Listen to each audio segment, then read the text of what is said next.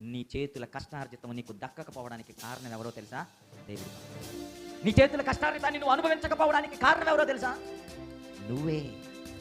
నీ బ్రతుకే, నువ్వు తీసుకుంటున్న నిర్ణయాలే, నువ్వు వేస్తున్న అడుగులే, నువ్వు నిర్లక్ష్యం చేస్తున్నటువంటి నీ భక్తి జీవితమే నీ కష్టార్జితం నీకు దక్కకపోవడానికి పిల్లరా. ఈ చేతులతో కష్టపడి సంపాదిస్తున్నాం, కానీ ఈ చేతులతో దేవునికి ఇష్టమైన కార్యాలు మనం చేయట్లేదు. ఈ చేతులతో దేవుని ఆరాధించవలసిన వారు, ఈ చేతులతో దేవుని నామాన్ని మహిమపరచవలసిన వారు, ఈ చేతులతో దేవుని యొక్క ఎన్నో పనులు చేయవలసిన వారు, దేవుని రాజ్య విస్తరణ కొరకు మన చేతులు కష్టపడవలసి ఉంది. దేని కొరకు ఉపయోగిస్తున్నాం తెలుసా? కేవలం ధనార్జన మీద దేవుని నిర్లక్ష్యం చేస్తున్నాం. దేవుని నిర్లక్ష్యం చేస్తున్నాం. గుర్తుపెట్టుకోండి, మన చేతులు ఎప్పుడైతే ఇదిగో చేయరాని పనులు చేస్తాయో, మన చేతులు ఎప్పుడు దేవునికి అయిష్టమైన పనులు చేస్తాయో, మన చేతులతో మనం ఏమి చేసినా అది ఆశీర్వాదం.